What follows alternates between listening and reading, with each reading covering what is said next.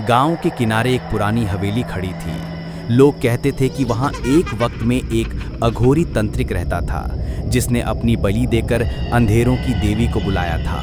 तब से उस हवेली पर श्राप था और जो भी माँ अपने बच्चों के साथ वहां रहती, उसके परिवार पर बुरी आत्माओं का साया पड़ता। आशा, एक माँ, अपनी बेटी मीरा 15 साल और बेटा आरव 10 साल के साथ वहां नई जिंदगी शुरू करने आई थी।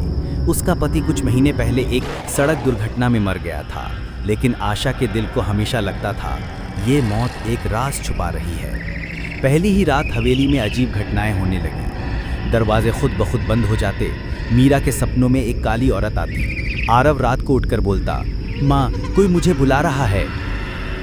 एक दिन आशा को घर के नीचे एक गुप्त कक्ष मिलता है। वहाँ दीवार पर लहू से लिखा था, माँ के प्यार को तोड़ना ज़रूरी है, तभी अंधेरों की शक्ति अपने रूप में आएगी। और एक पुराना पत्थर भी था जिसमें अघोरी का मंत्र खुदा हुआ था।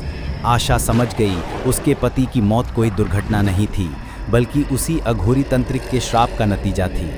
रात को जब आंधी चक्री चली तो हवेली के अंदर से एक भयानक हंसी गूंज उठी। मैंने तुम्हारे पति को लिया, अब तुम्हारे बच्चों की बारी है। हवेली के बीच एक काला धुंध जमा हुआ।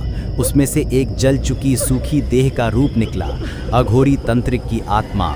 उसके साथ छोटी छोटी बुरी आत्माएं भी हवा में हिल रही थी। अघोरी चीखा, माँ अपने ही बच्चों का खून बहाएगी, तभी मैं अमर होऊंगा।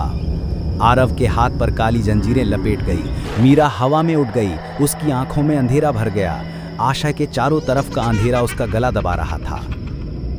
आशा ने दोनों बच्चों को देखा और एक पल के लिए लगा शायद सब खत्म हो गया है, लेकिन उसके दिल से एक गरज निकल आई, जब तक मैं माँ हूँ कोई शक्ति मेरे बच्चों को छू भी नहीं सकती। तभी आशा के आंखों में काली ज्योति चमकने लगी। उसका स्वर माँ काली की तरह गूंज उठा। मीरा के हाथ का दिया एक अग्निकुंड बन गया। आरव ने चीख मारी और घंटी की गूंज पूरे हवेली को हिला गई। आशा के हाथ में एक त्रिशूल का रूप बन गया जो प्रकाश से जल रहा था। आशा ने एक ही वार में अघोरी की आत्मा पर वार किया।